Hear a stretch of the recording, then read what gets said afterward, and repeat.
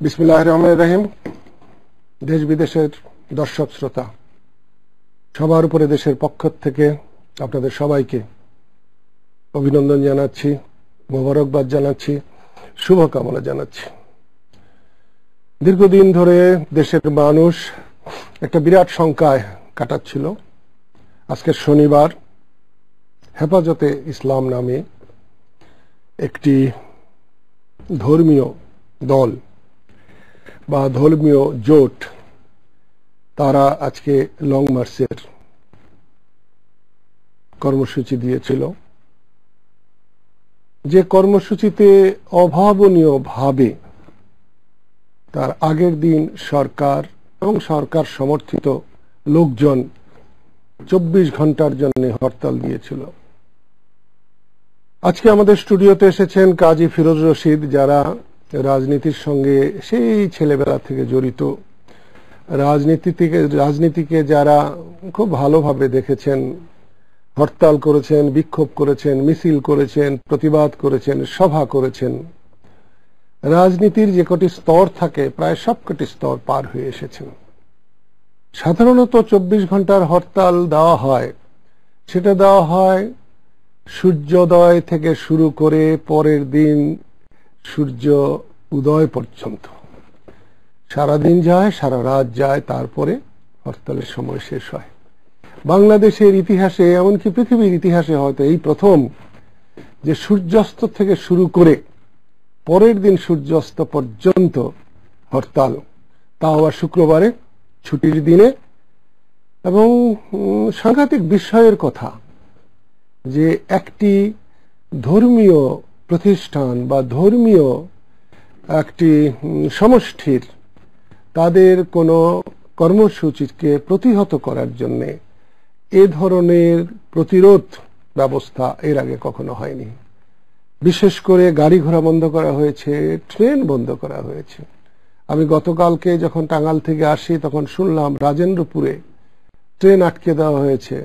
সেই শিশু বাচ্চাদের, মেয়েদের, বৃদ্ধদের সে কি আকুল কান্না, তারা কোথায় পানি পায়, কোথায় খাবার পায়, এরকম একটা অবস্থায় আজকে সারা দিন লক্ষ লক্ষ মানুষের একটি সমাবেশ হয়েছে শাপলা চত্বরে। আবার ঠিক যার কারণে এই প্রতিরোধ বা এই সংগ্রাম, সেই শাহবাগের গণজাগরণ মঞ্চ, সেখানেও একটা সমাবেশ হয়েছে। শ্রোতারা দেখেছেন, দর্শকরা দেখেছেন। এই আজকে আলোচনায় যাব। আমি আমাদের আজকের আলোচক, এক সময়ের মন্ত্রী, 69-এর গণ আন্দোলনের একজন নামকরা ছাত্র নেতা এবং প্রতিটি ক্ষেত্রে যারা এই বাংলাদেশ সৃষ্টিতে ভূমিকা রেখেছেন, এবং জগন্নাথ বিশ্ববিদ্যালয়ের মতো যে বিশ্ববিদ্যালয়কে বাংলার আলিগড় বলা হতো, তার এক সময়ের ভিপি আমাদের কাজী ফিরোজ রশিদ আজকে আমাদের এখানে এসছেন। আমি আপনাকে অভিনন্দন জানাই, ধন্যবাদ জানাই। কেমন আছেন আপনি? আলহামদুলিল্লাহ, আপনাকেও অনেক অনেক শুভেচ্ছা, অভিনন্দন। ভালো আছি। আপনাকে শুরু করব, আমি আগেই বলেছি যে সরকারি হরতাল বা সরকার সমর্থিত হরতাল। আজকে লং মার্চ ছিল হেফাজতে ইসলামের, এবং ঢাকায় তারা সফলভাবে লং মার্চ করেছে, এবং আমি তাদেরকে ধন্যবাদ দেই যে তারা শান্তিপূর্ণভাবে যেমন এসেছিল এবং অসাধারণভাবে তারা বাড়ি ফিরে গেছেন। আমি এর সাথে ধন্যবাদ শাহবাগের গণজাগরণকেও দিতাম, কিন্তু তারা এতদিনে যা করেছে তাদেরকে ধন্যবাদ দিলে দুমুখা নীতি হয়ে যায়। আমি ওই রকম করতে পারছি না বলে আমি আজকের মতো হেফাজতে ইসলাম তাদেরকে ধন্যবাদ দিয়ে, যারা কষ্ট করে পায়ে হেঁটে এসেছিলেন, তারা যাতে আল্লাহর প্রেমে, রসুলের প্রেমে তারা যে কথাটা বলেছেন, তাদের একথা যেন অন্তরের কথা হয় এবং আল্লাহর প্রতি এরকম নিষ্ঠার কথা হয়। এর থেকে আপনার কাছে শুরু করছি যে এই যে সরকার বা সরকার সমর্থিত লোকজনেরা সন্ধ্যাবেলায় এইভাবে হরতাল আহ্বান করে মানুষকে নাজেহাল করলো, এবং ছোট্ট করে শুনলাম ওই ইমরান এইচ সরকার উনি এক জায়গায় মন্তব্য করেছেন যে আমাদেরকে চিটাগাঙে আমাদেরকে প্রোগ্রাম করতে দেয় নাই, কর্মসূচি করতে দেয় নাই, সেটাকে আমরা ফেরাবার জন্য।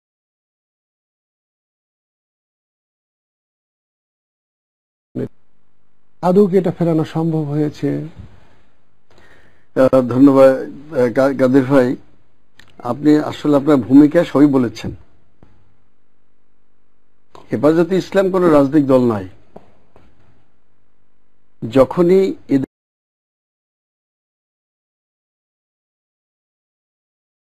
দেশে ইসলামকে নিয়ে বিদ্রুপ করা হয়, কিছু ব্লগার, সব ব্লগার না, তাদের ব্লগে আমাদের মহানবী সাল্লাল্লাহু আলাইহি ওয়াসাল্লামকে নিয়ে কিছু বিদ্রুপ করেছেন, লেখালেখি করেছেন,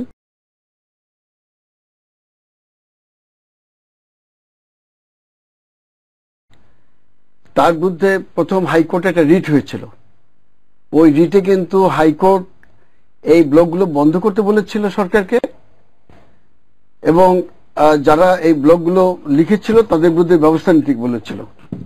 সরকার কোনটাই কর্ণপাত করেনি। তাহলে কি এজন্য সরকারকে সম্পূর্ণ দায়ী সরকার? অবমাননার জন্য সরকারকে দায়ী করবে? সরকার যখন সরকার থাকে কোনো কিছুতেই তাকে ধরে না, কোনো পেনিসিলিনে ধরে না। সরকার যখন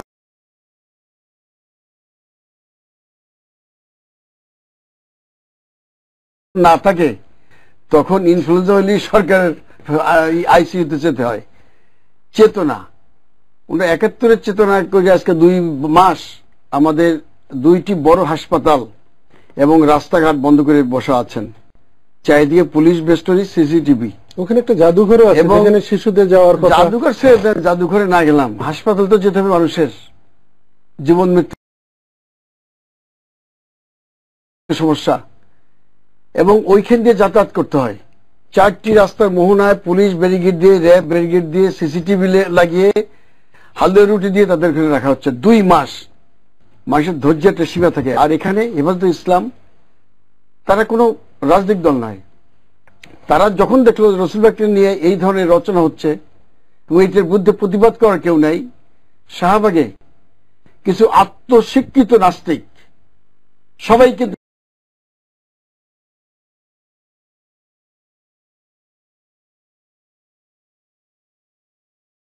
না, শাহবাগে যারা গেছে সবাই নাস্তিক না, কিন্তু কিছু আত্মস্বীকৃত নাস্তিক তারা এইগুলোকে উস্কিয়ে দিচ্ছে।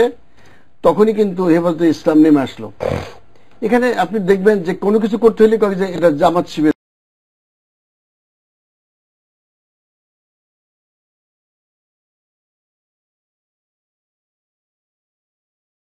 কাজ।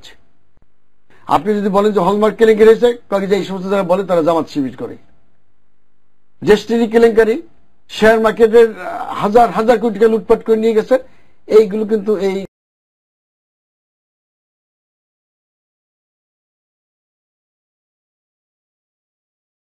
শাহবাগ চত্বর বলে নাই। যদি কেউ বলতে যায় বলে কি যে এইগুলো জামাত শিবিরের কর্ম। আমরা শুধু 71 চেতনা নিয়ে আসি। তো স্বাধীনতার চেতনা, আমরা একটা বৈষম্যের বিরুদ্ধে যুদ্ধ করেছিলাম। আপনি যে যুদ্ধটা করেছিলেন পাকিস্তানিদের বিরুদ্ধে, বঙ্গবন্ধু যে ডাক দিয়েছিল, আমাদের চাকরি বাধা, ব্যবসা বাণিজ্য, ভর্তি, কোথাও আমাদের কোনো ছিল না, একতা ছিল না, আমাদের বিরাট বৈষম্য ছিল। তো সেই কারণেই আমরা কিন্তু বঙ্গবন্ধু 6 দফা দিয়েছিলেন, 70 নির্বাচন, তারপরে সেই নির্বাচন যখন বাঙালি জাতির ক্ষমতা দিল না, তখন আমরা মুক্তিযুদ্ধে ঝাঁপিয়ে পড়লাম বঙ্গবন্ধু আহ্বানে। আজকে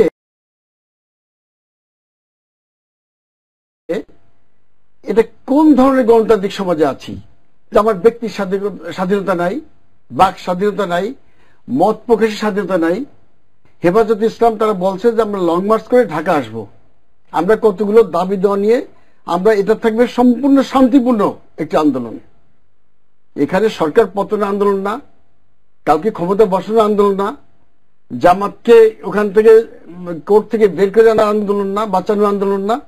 আমরা রাসূলুল্লাহ সাল্লাল্লাহু আলাইহি ওয়াসাল্লাম সম্পর্কে যে কটূক্তি করেছে এবং ইসলামের বিধানগুলো যেভাবে এখানে লঙ্ঘিত করা হচ্ছে, এইটার কতগুলো প্রতিবাদ আমরা জানানোর জন্য ঢাকা আসব। সরকার প্রথম দেখলাম সরকার প্রধান তাদের সাথে আলাপ আলোচনা করে তাদেরকে জায়গাও দিল। পরবর্তী সময় দেখলাম ওই যে আত্মস্বীকৃত কিছু নাস্তিক ছিল তারা গিয়ে সরকারের কানে কানে বুঝাইলো এরা যদি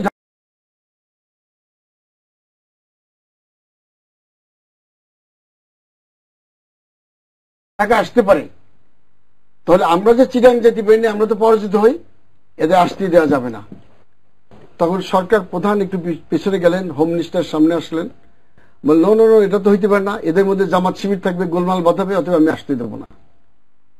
তখন এই সমস্ত লোক, কয়েকজন লোক আছেন, তারা প্রেস কনফারেন্স করলো। নাসিরউদ্দিন ইউসুফ, শাহরিয়ার কবির, এরা একটা প্রেস কনফারেন্স করলো, মুনতাসির মামুন করে বলল শুক্রবার রাত থেকে শনিবার সন্ধ্যা পর্যন্ত, অর্থাৎ শুক্রবার রাতে কিন্তু আমাদের সারা বাংলাদেশের মুসল্লিরা, ধর্মপ্রাণ মানুষ, তার ঢাকা অভিমুখে আসবে শুধুমাত্র প্রতিবাদ জানানোর জন্য। তারা যাতে না আসতে পারে সরকার সাথে যোগাযোগ করে তারা হরতাল দিল শুক্রবার রাত থেকে। দেখবেন যে এই হরতাল কি হলো, সরকার জাহাঙ্গীরনগর ইউনিভার্সিটির ভাইস চ্যান্সেলরের নেতৃত্বে ওখানে সমস্ত গুন্ডা বাহিনী সেট আপ করলো। ওই রাস্তা দিয়ে কোনো লোকজন আসতে পারবে না। গরু বোঝাই ট্রাক থেকেও আটকাই দিয়ে বললো যে গরুর মধ্যে কোনো লোক আছে কিনা। হ্যাঁ, তো এইভাবে সমস্ত ফেরি আটকিয়ে দিছে। আপনার টাঙ্গাইল রোড আটকানো হয়ে গেছে, সমস্ত জায়গায় মস্তান বাহিনী রেডি করা হলো। ঘাদানি আলারা তারা ঢাকার চারপাশে, আমার বুড়িগঙ্গা, আমার জগন্নাথ কলেজে আমার সারা জীবন কেটেছে, ওখানে আমার বাড়িঘর, তারা বুড়িগঙ্গার ওখানে যে একটা মস্তান বাহিনী সৃষ্টি করলো। রাত্রিবেলা এরা কিন্তু, বুড়িগঙ্গা কিন্তু একটা লঞ্চও দেখা যায়নি না, সমস্ত লঞ্চগুলো আটকে ফেলাইলো। আমাদের যে মন্ত্রী আছেন উনি একদিকে শ্রমিক নেতা, আরেকদিকে বাস ট্রাক মালিক সমিতি, তার যদিও কোনো নিজস্ব কোনো বাস নাই, মালিক এবং শ্রমিক নেতা একজনই মন্ত্রী, উনি সমস্ত বাস বন্ধ করে দিলেন। আর এমনি যখন হরতাল হয় তখন কিন্তু সরকার বলে সমস্ত বাস চলবে। গতকাল এবং আজকে সমস্ত বাস বন্ধ ছিল। এই হরতালটা অভিনব হরতাল যারা দিছে সরকার তার পুলিশ বাহিনী দিয়া, তার নিজস্ব লোক দিয়া, আওয়ামী লীগ, যুবলীগ, ছাত্রলীগ দিয়া হরতাল বন্ধ করে দিল। মানে সব হরতাল যাতে পরিপূর্ণভাবে হয়, মানুষ না দেখতে পারে, একটা ঢাকা একটা পাখিও ঢুকতে পারবে না।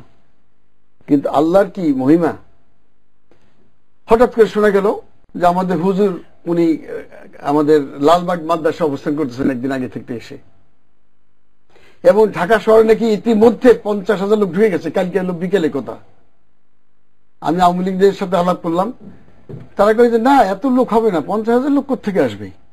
আমরা সমস্ত ফেরি বন্ধ করছি, ট্রাক বন্ধ করছি, পর্যন্ত মালবাহী ট্রাক আসবে না। ওখানে যদি আবার কেউ চলে আসে, আমরা ট্রেন বন্ধ করে দিছি, স্টিমার, লঞ্চ সব বন্ধ। অতএব কোন লোক ঢাকা যে মুখে ঢাকা ঢুকবে সেই আমরা রাস্তা বন্ধ করে দিছি। এবং আমাদের ছাত্রলীগ, যুবলীগ, পুলিশ সব এবং ঘাদানি আলাদা দিয়ে আমরা ওখানে পোস্ট বসাইছি। মুক্তিযুদ্ধের সময় আমাদের আর্মি যেভাবে পোস্ট বসাইতো যে আমরা যাতে ভারতে না যেতে পারি, তা এইভাবে তারা পোস্ট বসাইছে।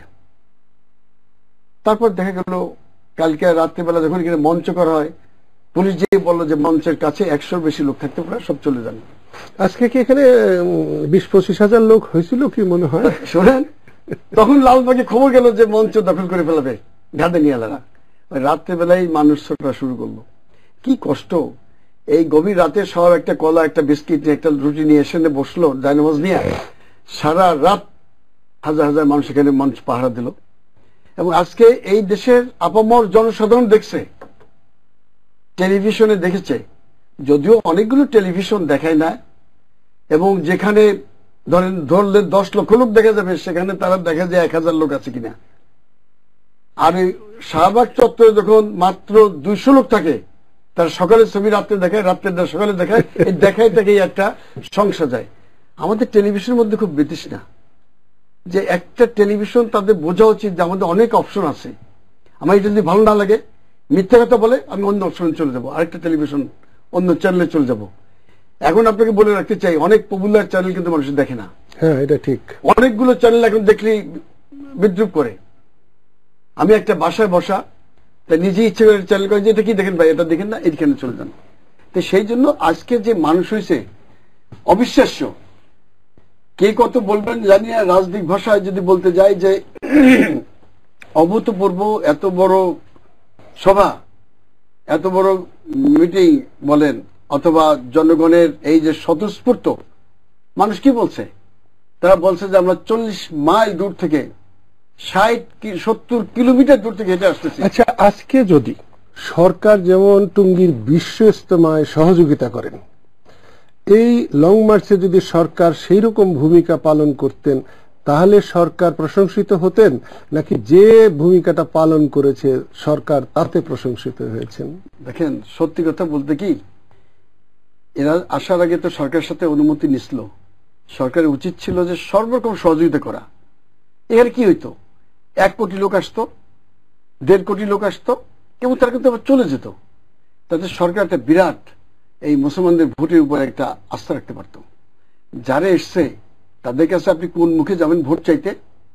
এখন হয়েছে কি, জামাত আর শাহবাগীরা কিন্তু এখন যারা এসেছিলেন তাদের তো বউ আছে নাকি, না, মাও খালাও তো আছে, তাদের গ্রামও আছে, তারা ওইখানে মাতবার, তাদের কথা ওই গ্রাম ভোট দেয়। এই যে কয়জন শাহবাগী চত্বরে, এই যে কয়জন যে সরকারের পরিচয় দেয়, করে প্রতি মুহূর্তে সরকারকে বলতেছে, এই গাদানি আল্লাহরা, এদের পিছিয়ে কি কিছু মনে করে এদের পরিবার আছে? এদের বউ তো এদের কথা শুনবে না। ভোট তো আমাদের হাতে। চলেন আপনি গোপালগঞ্জ, কোটালীপাড়া, আমি 30,000 লোক দেখাই দেবো যারা দাঁড়াই বলবে যে আমাকে ভোট দেবে। আমি যদি বলি যে এইদিকে ভোট দিতে পারবে না, তারা সেই দিকে ভোট দেবে না। আমরা তো একজন ভোটের মালিক। এরা কারা? মনে হয় কি যে মুক্তিযুদ্ধের চেতনা বা স্বাধীনতার অথবা দেশপ্রেমের সমস্ত এরা নিয়ে নেছে। এর লাইসেন্স পেয়েছে, একসিটি লাইসেন্স, দেশপ্রেমিক। আমরা কিছু না, যুদ্ধ করছিলাম কিছু না, গান্ধী সিদ্দিকী, আরে সে তো রাজাকার। কিভাবে রাজাকার হলো? 2013 সালের রাজাকার, 71 সালে যুদ্ধ করছিল।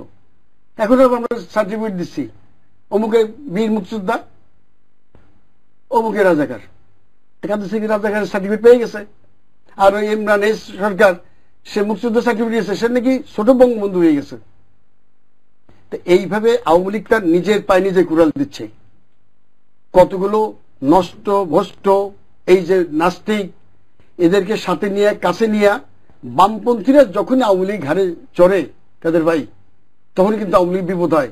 আপনি আওয়ামী লীগ করেছেন, আপনার গোটা পরিবার আওয়ামী লীগ করেছে, আপনার বাপ থেকে শুরু করে আপনার সব ভাই। আপনার এক ভাই এখনো মন্ত্রী। আমার বাপ গোপালগঞ্জ আওয়ামী লীগের ফাউন্ডার প্রেসিডেন্ট ছিলেন, সবাই আওয়ামী লীগ করেছি। কিন্তু যুবলীগের ফাউন্ডার ছিলাম, ছাত্রলীগ করেছি, আপনার ভাইয়ের সাথে যুদ্ধ করেছি। আজকে দেখা যায়, খুব দুঃখ লাগে, সে বঙ্গবন্ধুর কন্যা, উনি আমাদের রাষ্ট্রীয় ক্ষমতায়, অথচ ওনাকে কিভাবে এই বামপন্থীরা প্রতিনিয়ত কানের মধ্যে সলা দিয়া, প্রবেশ দিয়া বাম দিকে নিয়ে যাচ্ছে। কঠিন অবস্থায় পড়ে যাবে, এখান থেকে ফিরে আনা যাবে না। বারবার আমরা বলি, আমার বাড়ি গোপালগঞ্জ, কোটালীপাড়া, একই জায়গায় প্রধানমন্ত্রী, আমি একই জায়গায় সন্তান, একই মধুমতির পানি খেয়ে বড় হয়েছি। ওনাকে এতবার আমরা চেষ্টা করছি বলার যে আপনি বামদের কাছ থেকে নিজেকে একটু আলাদা করেন। ঘুম থেকে জেগে আপনি লক্ষ্য করবেন যে একজন খুনখুনে বুড়ি, যার দাঁত নাই, নাই, চোখের চুল সাদা, একটা সাদা শাড়ি পরে পাশাপাশি ঘুরতেছে, এ কিন্তু আমাদের সাথে পড়ছে। আমি নাম বলতে চাই না, মানুষের নাম হয়েছে, সে এখন ওখান দিয়ে ঢুকে যায়। অথচ কি করছে জানেন? যখন বাংলা বিভাগে আমরা এমএ পড়তাম পাকিস্তানে বলে, তখন সে ছাত্রলীগ থেকে দাঁড়াইলো, তার বিরুদ্ধে আমি ক্যান্ডিডেট দিলাম। তা আমার ক্যান্ডিডেট পাশ করলো, হায় রে, গালাগালি, বকাবকি, বঙ্গবন্ধু, আওয়ামী লীগ, ছাত্রলীগ আমাদের সহ। বঙ্গবন্ধুর চামড়া দিয়ে যারা ডুগডুগি বাজাইতে চাইছে, তারা হচ্ছে এখন সবচেয়ে বড় বড় মন্ত্রী শেখ হাসিনা ক্যাবিনেটের। কাজী ফিরোজ রশিদ, আমরা একটু বিরতিতে যেতে চাই, আবার এখান থেকে করবো। আপনি কোনো চিন্তা করবেন না, আপনার যা বলবার ইচ্ছে আপনি মুক্ত কণ্ঠে বলবেন। প্রিয় দর্শক শ্রোতা, আশা করি আমাদের সঙ্গেই আছেন। আমরা এতক্ষণ আলোচনা করছিলাম আমাদের আজকের অতিথি কাজী ফিরোজ রশিদের সঙ্গে। উনি সাবেক মন্ত্রী, উনি একসময় জগন্নাথ কলেজের ভিপি।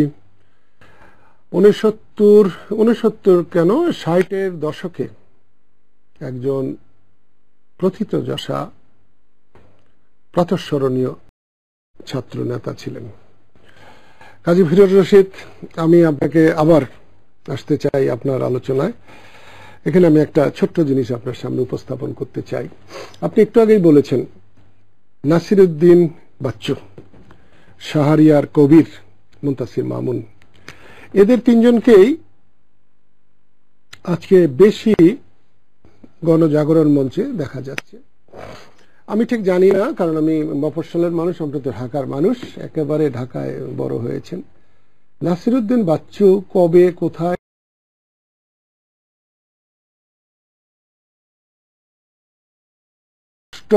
কথা বলতে কখনো দ্বিধা করেন না, এই জন্য আপনাকে জিজ্ঞেস করছি এই তিনজনের।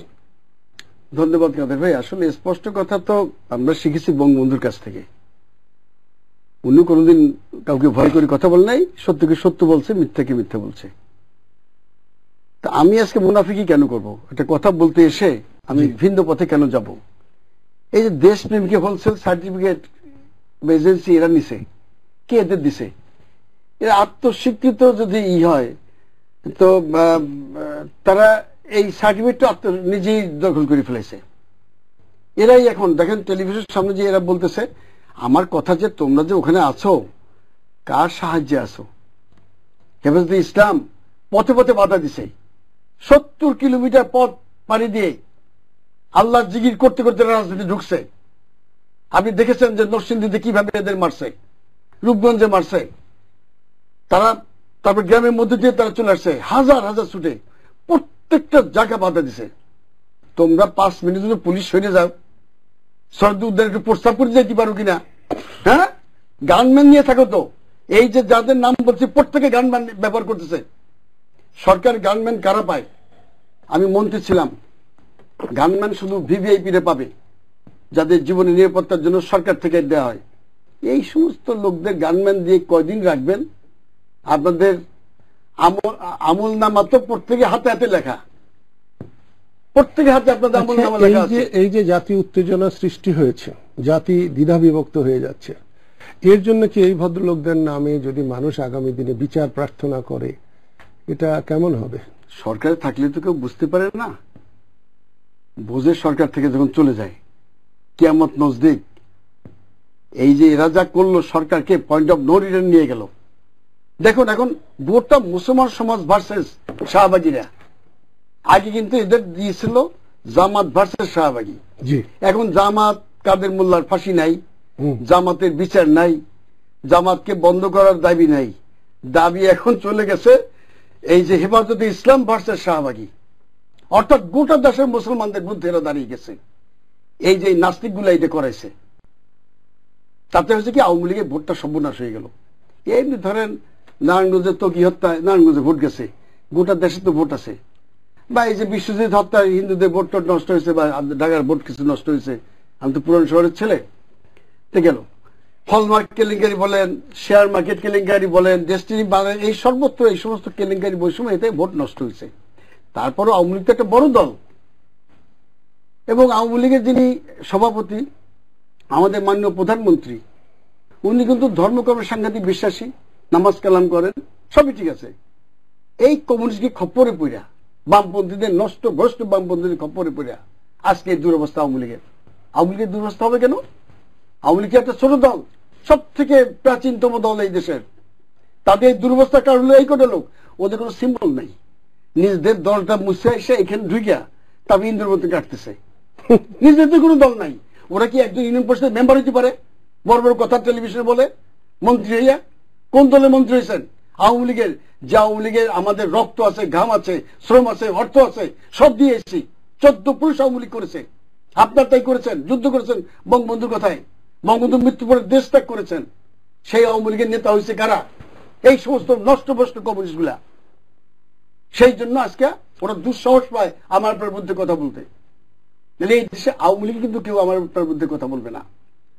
আচ্ছা, শাহবাগীরা কি কারণে রসুলের বিরুদ্ধে, আল্লাহর বিরুদ্ধে বলতে গেল? এদের এমন কি হলো? এরা শাহবাগীরা সবাই কিন্তু বলে নাই। আমাদের কথা ছিল যারা বলছে তাদের তোমরা ধিক্কার দাও। মাননীয় প্রধানমন্ত্রীর নির্দেশে 4 জন অ্যারেস্ট হয়েছে, সবাই না। এর মধ্যে তাদের মুক্তি চাচ্ছে এই সমস্ত নাস্তিকরা। আরে বাবা, তারা যদি ভালো হয় পাকসাপ হয়ে বেরিয়ে আসুক পুলিশের কাছ থেকে, কোর্ট কাছারি আছে, তাদের এখনই মুক্তি দিতে হবে। তাদের জন্য কোর্ট কাছারি নাই না। ওনারা হোম মিনিস্টার বলতেছে যে আগামী 8 তারিখের হরতাল, এটা ভালো না, ভালো না। গতকাল ভালো ছিল, এটা বেআইনি হরতাল। গতকাল রাত্রে হইতে উনি পুলিশের দাঁড় করিয়া হরতাল দিয়া এই হাজার হাজার লক্ষ পুলিশকে যে কি কষ্টে হোম মিনিস্টার দিচ্ছে, ওর তো অভিশাপ লাগবে। কাম নাই কাজ নেই পুলিশের, সরকার হরতাল দেয়, জীবনে শুনে সরকার হরতাল দেয়। সরকার তো আমরাও ছিলাম, যখন আওয়ামী লীগ ক্ষমতা তখন তো আমরা সরকার ছিল, আওয়ামী লীগ করছি। আপনিও আওয়ামী লীগের গভর্নর ছিলেন সবচেয়ে কম বয়সে, বঙ্গবন্ধু মানুষ ছিল সব থেকে কম বয়স, সব থেকে কম বয়সে আপনি গভর্নর হয়েছেন। আওয়ামী লীগ আমরা হরতাল দিচ্ছি কোন দিন? যে জন্য একটা আইনি পরিবর্তন করতে হয়েছে আপনার জন্য, আপনার জন্য অনেক কিছু করতে হয়েছে। বঙ্গবন্ধুকে অস্ত্র আনার জন্য আপনার এলাকায় যাইতে হয়েছে, তার পায়ের নিচে আপনি 1 লক্ষ অস্ত্র জমা দিচ্ছেন, 18,000 সৈন্য স্যালুট দিছে আপনার এলাকায় গিয়া। আর আমাদের দেশে ঢাকায় সরে অস্ত্র জমা দিতেছে, তাই পার্থক্য আমার সাথে আপনার অনেক হয়ে গেছে। একটা জিনিস বলতে চাই, আপনি যে 3 জনের কথা বলছিলাম, মুনতাসির মামুন, শাহরিয়ার কবির এবং নাসিরউদ্দিন বাচ্চু। মুনতাসির মামুন একজন অধ্যাপক এবং তিনি নিজেকে খুব একটা বড় জায়গায় নিয়েছেন। এখানে আমার কাছে আছে একটা মুক্তিযুদ্ধের ছিন্ন দলিলপত্র। যদি এরকম একজন যিনি মানুষ মুক্তিযুদ্ধের এরকম দলিলপত্র বানান, সেটা যদি সঠিক না হয় তাহলে তো ভবিষ্যৎ খুব কলঙ্কিত হবে, অসুবিধা হবে। আপনি একজন মন্ত্রী ছিলেন, একজন বিবেকবান মানুষ, একজন রাজনৈতিক মানুষ। আমাদের সম্পর্কে একটা চ্যাপ্টার আছে, দেখেন একটু। কাদের ভাই, পরে আগে একটা কথা বলি, খুব দুঃখ দিলেন। এদের নিয়ে যদি এখন পরতিয়া মুক্তিযুদ্ধ ইতিহাস রাখছে, এই মানসি পড়ে নাকি? তো এই পড়বেই না, মুক্তিযোদ্ধারা আসলে জীবিত নেই, এই পড়ে নাকি কেউ? তবু হ্যাঁ, আপনি একটা কিংবদন্তি না মুক্তিযুদ্ধের, আপনার নিয়ে কি লাগবে ওরা? আমি তো জনগণ মুখে মুখে বলে আপনার কথা। একজনের যে আচ্ছা, তা আমি পড়ে শুনাই। মুক্তিযুদ্ধে মুক্তাঞ্চলের একটি মুসলেখা পত্র। 1971 সালে টাঙ্গাইলে মুক্তিযোদ্ধারা মুক্তাঞ্চল গঠন করেন। এই মুক্তাঞ্চলের প্রধান ছিলেন আনোয়ারুল আলম শহীদ। কাদের সিদ্দিকী এই বেসামরিক কর্তৃপক্ষের অধীনে যুদ্ধ পরিচালনা করেন। দ্বিতীয় চ্যাপ্টার, এখানে একটি মুসলেখা ছাপা হলো। অনুমান করছি প্রাথমিকভাবে যারা মুক্তিযোদ্ধাদের বিরোধিতা করেছিল তাদের অনেকে পরে বিরোধিতা করা থেকে বিরত ছিল। শুভেন্দুদ্দায়ীরা অনেক সময় জামিনদার হয়ে কারো কারো পক্ষে মুসলেখা দিতেন, ইত্যাদি ইত্যাদি। আমি আপনাকে এই জন্য এই কথাটা বললাম যে মুক্তিযুদ্ধের দলিলপত্র, এই জন্য আপনাকে জিজ্ঞেস করলাম যে আমাদের সম্পর্কে অনেক আলোচনা হয়েছে, অনেক ডকুমেন্ট আছে। আমাদেরকে নিয়ে যদি এরকম করা হয় তাহলে সাধারণ মুক্তিযোদ্ধাদেরকে নিয়ে এরা কিরকম করতে পারে, এইটা আপনার মুখ থেকে শোনার জন্যই আমি এই কথাটা বলছি। আসলে ওদের কথা এখন শুনতে চায় না, এই দেশের 90% মুসলমান তো, ওরা কথা কইলে কাকে যে এই কয়টা হলো নাস্তিক, টেলিভিশন বন্ধ করে দেয়। ওরা যে টেলিভিশন যায়, বিশ্বাস করেন, সেই টেলিভিশন বন্ধ হয়ে যায়। অনেকগুলো বন্ধ হয়ে যায় মানে দর্শক দেখে না, অন্য চ্যানেলে দর্শক না দেখলে টেলিভিশন রাখা মানে অন্য চ্যানেলে চলে যায়, এবং 2 দিন পর দেখবেন যে ওদেরকে অ্যাডও দেবে না, এই টেলিভিশন এই চ্যানেলকে অ্যাডও দেবে না। আমি একজন খুব বড় লোক, দেশের বড় ব্যবসায়ী, তার বাসায় বসা ড্রয়িং রুমে, এর মধ্যে যেই টেলিভিশন খুঁজছে এইটা দেখে নাকি কেউ, এই সমস্ত টেলিভিশন চল ওইটা আরেকটা এটা দেখে না কেন? আচ্ছা, আমি আপনাকে একটা জিনিস জিজ্ঞেস করতে চাই। সময় শেষ হয়ে আসতেছে, আর আপনার মতো মানুষ বসলে তো সময় থাকেই না, সময় একেবারে ট্রেনের মতো চলে। এই শাহবাগে রাজীব বলে একজন ব্লগারের জানাজা পড়ানো হয়েছিল। আমি প্রথম কথাটা তুলেছিলাম যে এই জানাজা 3 তাকবীরে কেন পড়ানো হলো, এই জানাজা পড়ার সময় অজু কেন করা হলো না, এই জানাজার সময় মেয়েরা কেন পাশে থাকলো, এই জানাজায় হিন্দু মুসলমান কেন একসঙ্গে এই জানাজাটা হয়েছিল। আমি আজকে আসবার সময় আমাকে কয়েকজনে ফোন করে বলেছে যে ভদ্রলোক ইমাম সাহেব জানাজাটা পড়িয়েছিলেন তাকে বন্ধক দেওয়া, সমাজে বন্ধক দেওয়া উচিত। তো আমি তো তাকে কোনো উত্তর দিতে পারি নাই। আপনি একজন স্পষ্ট বক্তা, এই যে মানুষটা করেছে, এই মানুষটাকে কি করা উচিত? আসলে কাদের ভাই, ওই মৌলানা সাহেব, আমার তো জ্ঞান খুবই কম এই যে ধর্ম নিয়ে কথা বলা। তবে যে ছেলেটা মারা গেছে দুর্ভাগ্যজনকভাবে মারা গেছে, তার বাড়ির সামনে থেকে মর্মান্তিক ভাবে জীবন দিতে হয়েছে। কেন মারা গেছে, কিভাবে, সেটা এখন পুলিশ তদন্ত করতেছেন। তবে সরকার বলতেছে যে 2 মাস আগেই তার ব্লগে রসুল পাক সম্পর্কে এই কটূক্তিগুলো ছিল এবং ওইটা দেখে কিছু ছেলে তাকে মারার জন্য এই প্ল্যান করেছিল, উত্তেজিত হয়েছিল যে তাকে মারা দরকার। তো 2 মাস আগে কিন্তু এই প্ল্যান হয়েছিল, তার ব্লগে ছিল মরার পরে কেউ ঢুকে দিচ্ছে, এটা ঠিক না। তারপরে মারা গেছে কিভাবে, ইমাম সাহেব আমরা তো ওখানে যাই নাই, ওখানে এখন আর যাই না যে ইমাম সাহেব কিভাবে সূরা কালাম পড়ছে, কি সূরা দিয়ে তার জানাজা করছে, কয় তাকবীর করছে, মহিলারা কোথায় দাঁড়াচ্ছিল, কার ওযু ছিল, এটা বোঝা খুব কঠিন। কারণ ওই জায়গাটাই এখন হয়ে গেছে একটা মানে মানুষের যেটা বলে যেটা একটা চিড়িয়াখানার মতন, নানান ধরনের লোক ওখানে যাতায়াত করে কোন জায়গায় কি হচ্ছে না হচ্ছে। সরকার উচিত অবিলম্বে এই জায়গাটা বন্ধ করে দেওয়া, এদের সরাই নিয়ে শহীদ মিনারে দেওয়া, ওখানে হাঙ্গাইস্টে করুক, ওখানে যা ইচ্ছে করতে থাকুক, রাস্তাটা জনগণের জন্য খুলে দেওয়া উচিত। ওই রাস্তা দিয়ে যারা চলে ওই দিনে ওই কয়টা ভোট নষ্ট হয়ে যায় সরকারের। সরকার বুঝতে পারতেছেন না ভোট যে কতভাবে নষ্ট। আমি আরেকটা জিনিস জিজ্ঞেস করব, এই ব্লগার রাজীব মারা গেছে, আরো দু একজন মারা গেছে, যারা মারা গেছে আর যারা আছে, যারা এই রসুল নিয়ে আল্লাহকে নিয়ে যারা এই কটূক্তি করেছে, প্রমাণ হলে তাদের শাস্তি হওয়া উচিত কি উচিত না?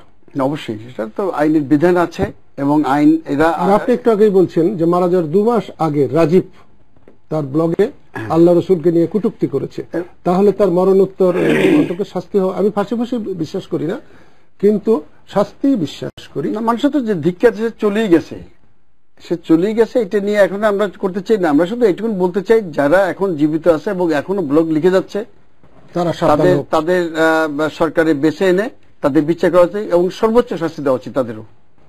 আপনি একটু আগে এই বইটা দেখেছেন, এই বইটির মুনতাসির মামুনের পিতার নাম হচ্ছে ওনার মেজবাউদ্দিন, মায়ের নাম হচ্ছে জাহানারা খান। মেজবাউদ্দিন সাহেব 1971 সালে মুক্তিযুদ্ধের সময় চট্টগ্রাম পোর্ট ট্রাস্টের সেক্রেটারি ছিলেন। তো উনিও কিন্তু তখন পাকিস্তান আমলের পারপাস সার্ভ করেছেন তার বাবা। মহিউদ্দিন খান আলমগীর হলো তার চাচা। তো সেখানে আর আমি যেতে চাই না, আমি আপনার কাছে যেতে চাই এখনকার যে সময়। আপনারা আজকে পানি খাইয়েছেন, হোসেন মোহাম্মদ এরশাদ পানি খেয়েছে। মাত্র 4-5 দিন আগে বা 7 দিন আগে একটা উড়াল পুল হয়েছে, সেখানে হোসেন মোহাম্মদ এরশাদ কথা দিয়েছেন যে দুঃসময়ে সরকারের সঙ্গে এবং সরকারের প্রধান নেত্রীর সঙ্গে উনি থাকবেন। এটা মানুষ কি কনফিউজড হবে না, বা মানুষের মধ্যে কি একটা ভুল মেসেজ যাবে না? হ্যাঁ, সেটা যায়, এটা আপনি যথার্থ বলেছেন। যে আমাদের নিয়ে অনেক কথা বলেন মানুষে, আমরা এখন যেটা বলি পরবর্তী সময় আবার চেঞ্জও করি, ওইভাবে যদি ধরে নেন। তবে আপনারা দেখবেন যে শেষ মুহূর্তে আমরা কি করলাম, ওই দিন যে কথা ছিল আজকের কথার মধ্যে পার্থক্য আছে কিনা? প্রচুর পার্থক্য আছে, কিন্তু ওই কথাটা বলায় মানুষ এটা হচ্ছে খুব একদম কোন দরকারই ছিল না বলা, কোন দরকারও ছিল না বলা। তারপর উনি কিন্তু চিটাগাং গিয়ে বললেন যে আমি হেফাজতে ইসলাম যে লং মার্চ করে আমি তাদের সমর্থন করি। শাহবাগীদের বলছে যে আপনারা চলে যান এখান থেকে, এদের উঠিয়ে দেওয়া হোক, এরা যতটা থাকবে সরকারের ভোট নষ্ট হবে। এটা কিন্তু উনি খুব উচ্চ গলায় বলছে, বিএনপি এত জোরে বলেন নাই। এবং আমরা সিদ্ধান্ত নিয়ে আজকে আমরা প্রায় আমাদের অনেকগুলো স্পট ছিল, আমরা 32টা স্পটে আমরা আমাদের ছেলেদের রেখে আমরা যা পারছি শুকনো খাবার, পানি, শরবত এগুলো সরবরাহ করেছি। আপনাকে ধন্যবাদ কাজী ফিরোজ রশিদ। একেবারে সময় শেষ হয়ে গেছে এবং সময় শেষের পরেই আপনার সঙ্গে কথা হলো। আপনি সুস্থ থাকুন, ভালো থাকুন। আবার যদি আপনাকে এইখানে পাই খুব খুশি হব। ধন্যবাদ। আপনার সাথে আমি যখনই কথা বলি এই টেলিভিশনে আসি আপনার কাছে, তো অসংখ্য ফোন পাই এবং এত মেসেজ পাই, বিশেষ করে বিদেশ থেকে মানুষ খুব পছন্দ করে আপনাকে। এটি আমার সবচেয়ে বড় আমার চেয়ে আপনার কথাবার্তাকে পছন্দ করে। ধন্যবাদ আপনাকে। প্রিয় দর্শক শ্রোতা, আপনারা এতক্ষণ কথা শুনলেন কাজী ফিরোজ রশিদের। সত্যিকার অর্থেই এখন একজন দৃঢ় স্পষ্ট কথা বলা লোক হিসেবে তিনি মানুষের কাছে সমাদৃত হয়েছেন ইতিমধ্যেই। আমি আবার আপনাদের সবাইকে ধন্যবাদ জানাই। আবার ধন্যবাদ জানাই হেফাজতে ইসলাম যে আন্দোলন করছেন তার নেতাকে। এই সাথে আমার বলতে ইচ্ছে করে, হরতালে হরতালে হরতালে মানুষ বীতশ্রদ্ধ হয়ে গেছে। হেফাজতে ইসলামের কি এই হরতালটা না দিলেই চলতো না? আমি জানি শত শত মানুষ, হাজার হাজার মানুষ, আপনাদের সমর্থকরা সবার শেষকালে এসে হরতাল হরতাল হরতাল চেয়েছে। তাহলে আপনারাও কি আওয়ামী লীগ, বিএনপি বা অন্য অন্য দল যে শুধু হরতাল দেয় লং মার্চ দিয়েছিলেন, আরো একটা লং মার্চ দিতেন, আরো দুটো লং মার্চ দিতেন, আরো দুটো সমাবেশ করতেন, 5টা সমাবেশ করতেন। আমি আপনাদের কাছে শুধু নিবেদন করব, আবেদন করব, মানুষের ইচ্ছার বিরুদ্ধে কেউ কখনো টিকতে পারে নাই। হেফাজতে ইসলাম আজকে যে অভাবনীয় শৃঙ্খলার পরিচয় দিয়েছে তাতে সকলের কাছ থেকে সাধুবাদ পাওয়ার যোগ্য। আমার মনে হয় হরতাল যদি না দিতেন, আর দিয়েও যদি হরতাল প্রত্যাহার করে নেন, তাহলে দেশবাসীর কাছে তারা আরো বেশি সাধুবাদ পাবেন, সমর্থন পাবেন। আপনাদের সবাইকে আবারও ধন্যবাদ জানাই। এই অনুষ্ঠান প্রতি শনিবার রাত 11:15 প্রচারিত হয় এবং এটা পুনঃপ্রচার হয় পরদিন সকাল 9:05। আগামী শনিবার আবার দেখা হবে। ততক্ষণ আল্লাহ আপনাদের তার ছায়াতলে রাখুন, হেফাজতে রাখুন। খোদা হাফেজ।